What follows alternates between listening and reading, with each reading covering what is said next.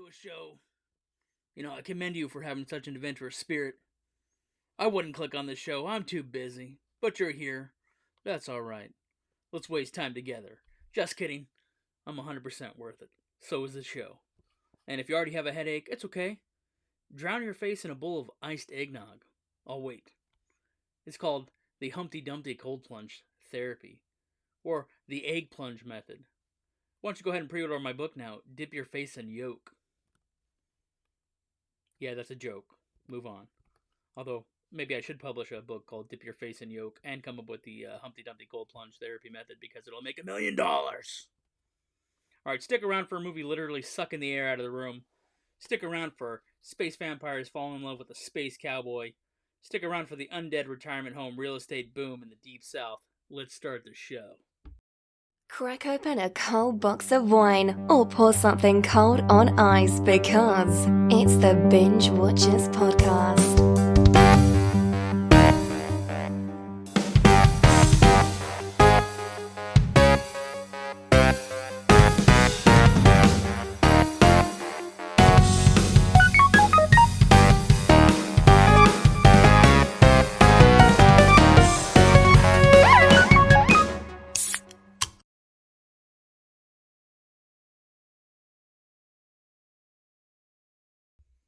Home video headlines. What's new in the world of movies, TV, streaming, and otherwise, and elsewhere? Disney Plus is developing a series adaptation of Afterlife with Archie. Yes, it's Archie in the Apocalypse. The Archie comics, but in the Apocalypse. Anyway, the Archie drama that they had on TV, like the CW, the WB, whatever, Discovery, whatever the hell that channel's called now, they did that. I mean, they went a little dark with the show. It was like a thriller. They had magic. They brought back Sabrina the Witch. But Sabrina was really dark too. Very dark. I think it's because of Stranger Things. I think it's Stranger Things' influence on all the other TV shows that are coming out. That everything has a dark bent now, right? But anyway, so I guess it was a run of Archie comics called Afterlife with Archie. Disney Plus wants to turn that into a show. I like Archie. There was a cartoon in the early 90s called Weird Archie or something like that. Where they, solved crimes Scooby-Doo style, but they had monsters in that show. So, who knows? I mean, manipulating Archie, which was originally set in the 50s and is kind of like the Happy Days but in comic book form. I mean, it's fun, right? It's fun to juice it up a little bit. So anyway, I mean, my opinion on that is it could go either way. I mean, I'll watch the pilot episode. We'll see how it goes from there. I'm not gonna give it a full endorsement right now, but I'm just saying we'll take a look at it when it comes out. All right. There's supposedly a bidding war between Netflix and some other partners over the rights to the live-action Monopoly game movie. Don't make that. Instead, make McMillions into a dramatization. Do that instead. Dramatize the events around McMillions. Do you know what McMillions is? Alright, let me tell you if you don't know, if you're not informed. Let me mansplain it to you, alright? Now, McMillions is an HBO documentary. It's about the scandal behind the McDonald's Monopoly game, where the guy who worked at the factory was pulling the winning tickets. Then he had a crew of people that would turn the tickets in for money and cash, and he opened a strip joint. Then the mob found out what he was doing and cut us in and we'll kill you. So then he's working with one of the famous mob families, and then they're getting cars and strip clubs. And it was the other stuff that they got into that I think brought their business down. It's greed, right? It comes down to that. You're getting a little taste of the good stuff. You go too far, and then Johnny Law comes in and whips you into shape. That's the colloquialism of Johns. There's too many Johns. Johnny Law is not something I made up. It has nothing to do with me. I'm a very different Johnny. But anyway, the Fed came in, rocked their boat. But anyway, the McMillions documentary on, HBO, it's excellent. You should take a look at that. And it has the real people. It has the family members of the dude who started the scandal and the scam and all that. Anyway, all right. Moving on. Luke Wilson, he's going to reunite with Will Ferrell in Netflix's upcoming golf comedy series, playing a pro rival to Ferrell's fictional golf legend. You know what's funny about that is both Wilson brothers are getting into the pro golf characters, because Owen Wilson had just played a golf pro on an Apple TV show. So there you go. Maybe Luke and Owen just like to play golf, and they're like, oh, if we do these shows, we'll be able to play golf at some of the best golf clubs, or I don't know. Do they call it a golf field? No, what do they call it? What do they call it? I mean, I know they call it a fairway, the greens, but what do they call it? Not a golf park. I don't know. I don't know why I can't match the term with the word golf right now. I don't know. Maybe I need more coffee today or something. I'm running a little low. I got like one of those protein energy things, you know, the packets you put in the water bottle. I got it over here off camera, but apparently I haven't had enough caffeine to get this show going. All right. The movie of the week, or tonight's movie, Lifeforce. Space vampires descend on London, infecting everyone and stealing life forces. It's Tobe Hooper's director cut was 2 hours and 8 minutes. Then the movie was cut down to 1 hour and 56 minutes. The cuts being mostly scenes set on the spaceship Churchill. The original unedited European version contains more violence and erotic footage, with TriStar Pictures cut from the domestic US version. It also contains its full Henry Mancini score, in place of the occasional Michael Kamen music cues placed at the last minute for the US prints. This version is now available on video and runs 1 hour and 56 minutes. Colin Wilson, the author of the original book The Space Vampires, he very much disliked the film, with his verdict being the following. Well, at least there's lots of full frontal nudity. For her audition as Space Girl, Mathilda May had to learn her lines phonetically because her English was very poor at the time. In fact, she was asked to disrobe. She excused herself to call her manager first, afraid she was auditioning for a pornographic movie. It wasn't until she was reassured that it was for a science fiction movie that she relented. During the 6 months that May spent in London on the movie, she learned how to speak English and even picked up a London accent. Mathilda May, aka Space Girl, she has only a total of 7 minutes of screen time, which doesn't make sense because you watch the movie, you think she's in almost the scene. She's that captivating and risque, but maybe that's why. Maybe because you're locked in with her magnetic field, you think she's in the whole movie. Most of the scenes she plays totally nude, while in some she gets to cover up in a robe. By contrast, due to censorship at the time, they forbid male nudity, so Chris Yeager and Bill Mellon, who played the male vampires, you don't get to see their junk unless on accident. I guess a couple times in the movies. Whoops. Pause, freeze frames, pause the video, you might catch something. Alright. Maybe a dangler or two, right? Howling in the wind. It's a horror movie. It's nighttime. Alright. Who cares? The film specifically references the traditional belief that comets are bad omens. Their appearances were thought to herald the deaths of kings or noble people. Common catastrophes are attacks by heavenly beings against terrestrial inhabitants. The space vampires of the film approach Earth with Halley's Comet, so the comet really serves as a herald of doom. Also in the film, the vampires have a vulnerability to iron weapons instead of silver, such as iron swords. In folklore, cold iron is supposedly able to repel, to contain, or to harm ghosts, fairies, witches, and other malevolent supernatural creatures. Yeah, if you read a lot of fantasy novels or historical books about myths, legends, and monsters, they reference cold iron. But the word cold infers a different type of iron? I don't know. I've never known. Somebody can look it up. Let me know. I mean, what is cold iron versus just regular iron? Is it like iron that's heated up then cooled down? Is it blessed iron? I don't know. Again, is there a component in the iron that's different from standard iron? Are we ever going to know? Anyway, just the word cold iron keeps appearing over and over again. Anyway, also in this movie, the vampires have to feed every 2 hours, which is much hungrier than vampires with their diets in other movies. Alright, we'll be right back with our favorite bits from Lifeforce right after these messages. Tonight's messages! Groove is scaring up some haunted deals on Halloween Blu-rays and DVDs. 20% off your first order and free shipping. Grab our affiliate link to get this deal. They're one of the last blasts in physical media, okay? You go there, you get some discounted DVDs, you pop them into your DVD player. If you don't got a DVD player, go to a yard sale. Or go on Amazon or something. Or a discount website like eBay. Get yourself a DVD player. Collect these badass movies on tape and watch them. Anyway, go to Groove. 20% off your first order. Free shipping. Grab our affiliate link. Now back to the show already in progress with our favorite bits from Lifeforce. I think the space tech is actually based or equal to our actual space technology. They have an advanced shuttle in here that's actually based on a real patented shuttle that NASA didn't make but did design. And also they actually do use a real shuttle later. I think it's the Columbus. So it's cool seeing the 80s, 90s shuttles in action in this movie. I like two countries working together to reach a comet in space because that's like building a bridge towards that Star Trek life. It's called Lifeforce. They eat your life force. You get it? It's called Lifeforce, and they eat your life force. Do you understand the concept? All right. I love that. It's a little confusing, though, when you get the life-drained corpse waking up to drain others, because what is the life force draining that the body has after its life force was eaten? Right? Like, what's driving the body after its life force is then gone, but it gets up again to go after other life forces? Is this like an electric parasite?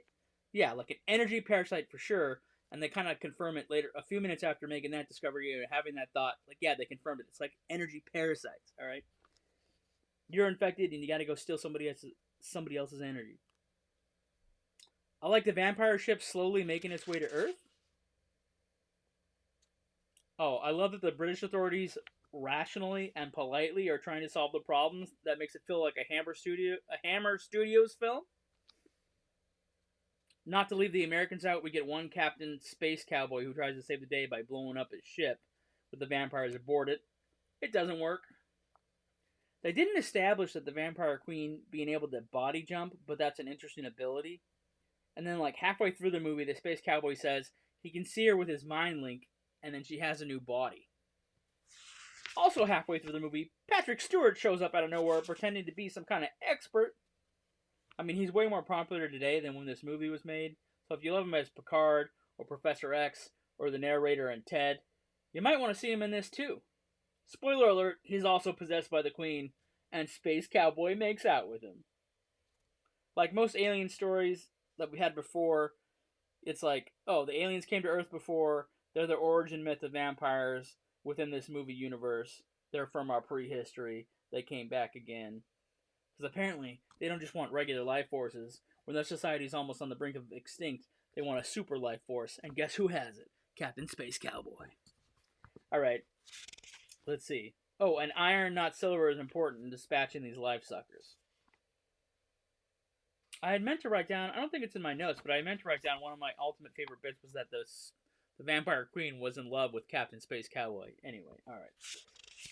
Ratings, we do have this magical, mystical, patented, super movie rating system that nobody else thought of. I don't think so, anyway. Binge now, binge later, or binge never. Watch it now, add it to the list but get around to it, or never watch it. You can't get the 90 minutes of your life back. You wasted your time. You might as well be looking at paint dry as opposed to watching this movie. Where does this one fall? Binge now, baby! I mean, how often are you going to see a space vampire movie? Maybe twice if you're lucky. Because I think there might only be 2. There's definitely less than 5. Well, actually, wait, hold on. Let's figure this out. There's Planet of the Vampires, which was one of the old ones. You got this movie, Lifeforce. And you also got Dracula 3000. So there's at least 3 out there. I don't know how many total space vampire movies there are. There's not a lot. It's like a subgenre of a subgenre of a niche of a popular monster. I mean, we're several steps removed here, right? I almost said we're many degrees away from Kevin Bacon in a space vampire movie. And I was like, you know, somebody called Kevin Bacon. Let's get him in a space vampire movie. All right. Maybe a Lifeforce remake. Who knows? All right, fan service. If the fans are chiming in, what do they got to say about the show or what we've been up to? All right. By the way, we have a new thing on the website. It's a fake AMA. Ask Me Anything. We're using that for the Google hit returns. But you can actually ask me questions. Like, it's not a live thing. I'm not scheduling an MMA. I just think it's funny to use the terms Ask Me Anything and play on it, right? Anyway. So, you can drop questions and comments on there, and I'll answer them. We got one, and it's about the Kull movie. Kull. It's a Conan type thing. Anyway, Jared, or Yared, depending on how he, she, they says it, and where they're from depends on how you pronounce it, right? So how he, she, they pronounces it. Anyway, Yared, okay? He's asking, have I seen Kull? If you mean Kevin Sorbo, Kull the Conqueror, then yes. Yes, I have. I have the DVD on a shelf somewhere. It's actually great. I love all the Conanverse stuff, but I rewatch Kull more than I rewatch Conan the Destroyer, and those are the 2 I rewatch the most. Although, I should mention, the original Conan was playing on a TV in my hospital room when I was trying to get over pneumonia like a decade ago. I mean, it was like really bad pneumonia. I feel like, and this could just be a mental thing and maybe it's not true, but I feel like the Conan movie played at the right time. It was like divinely timed to give me some like extra motivation to get well. Having that thing come on while I was drowning with my lungs and like having really bad pneumonia, and to have that come on the TV at like 2 o'clock in the morning, and it's the Conan theme song. It seemed to matter to me and make me feel better. Anyway, all right, staff picks. If you don't like the movie of the week, what else can we recommend to keep you busy? I rewatched Bubba Ho-Tep. At some point, this movie like is going to get the full treatment on our show. We have conversated about it a few times on the show before, and it's in some of our blogs. But you know, the Elvis character, played by Bruce Campbell, he asks, "Is there anything else in life but food, shit, and sex?" That's it. I mean, what more do you want? Those are three pretty good things if you're a human to spend your time doing. Anyway. I mean, do they need Elvis's life rights to do this movie? Like, there's a lot of liberties taken. I think about this. Like, so in this story, they say that Elvis switches places with an Elvis impersonator, gets stuck in a retirement home, can't convince anybody who works there that he's really Elvis. They just think he's an old dude out of his mind, dying of his, dick cancer or whatever. But then he talks about his wife Priscilla. He talks about the daughter, and they're intersplicing real stuff from real facts about Elvis's life. And I'm like, who gave the filmmakers the rights to do this? Because Elvis is a public figure, or was a public figure, but he was also a real dude. So it's like they're making a fantasy movie about a real dude. Like, where's the legality, the red tape of all that? I'm not sure. Anyway, there's another great line in the movie. "We got an Egyptian soul sucker of some sort," as if Egyptian soul suckers are that commonplace. I think you can tell by my tone and the facts that I have dropped. I mean, I am questioning the Elvis life rights, right? However, I said we mentioned Bubba Ho-Tep before. I've written down some of my favorite quotes from the movie lines, the dialogue. I think it should be pretty clear that I'm suggesting that you should definitely watch that. And 'tis the season, right? It's Halloween vibes. It's scary movie time of the year when I'm dropping this show. So what I'm saying is, although, I should make it clear, you can watch horror movies any time of the year, but there's one time of the year where everybody gets really jazzed about it. Everybody's nipples are hard over it. It's like one time of the year where regular movie watchers who are watching, I don't know, like fireplaces on their TV and the PGA golf tour and maybe like the wedding of some royal members in England, like whatever boring TV they watch the rest of the year, they're tuning into actual horror movies during the Halloween times.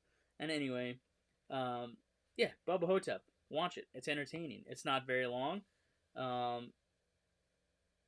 Anyway, I think Ozzie Davis, don't quote me, but I think Ozzie Davis is the supporting character who plays a guy convinced that they removed JFK's brain and put it in his body, and he's really JFK, alive in the retirement home trying to help him kill this evil mummy that comes back. And the mummy's also old. That's the funny thing is, like, the monster's geriatric. So, I mean, it's well placed. Anyway.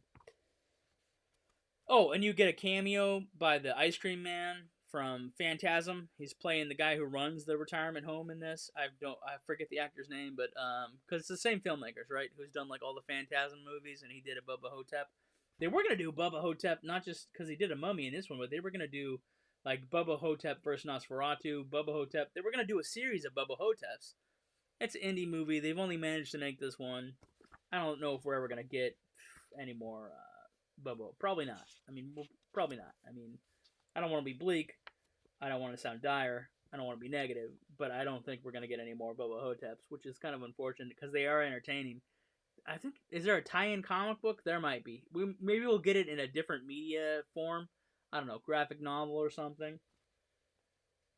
All right. You know what? What else can I say about Lifeforce? Mathilda May is captivating. She might be my second or third cousin 3 times removed, so I don't want to say how titillating and captivating she is in case we are related. Let's review. Disney Plus, they're going to drop that Afterlife with Archie. I'll let you know if it's any good when it comes out. I'll definitely try to spoil it if it's interesting at all. Again, I don't think they should do just a regular live-action Monopoly movie. How do you not tie in the crime of the McMillions Monopoly game from McDonald's into that?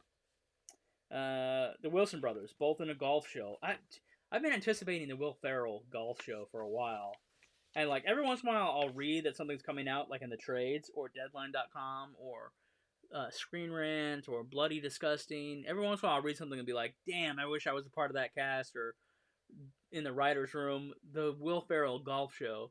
Would have loved to work on that one. You're like, well, Johnny, spoiler, you're just going to keep talking about things, you're going to make something.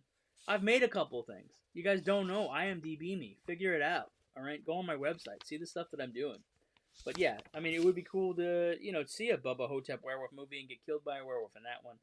Or be the guy that, like, is going to save the day and then doesn't, gets killed. That'd be funny, too. I'd also would like to play what I do right now. Like, it'd be cool to be a content creator or a podcaster in a movie, talking so much trash and then get killed by the monster. Or you have the solution to the problem, but before you can say it, the monster takes you out. I just thought those would be kind of funny things you could do in horror movies.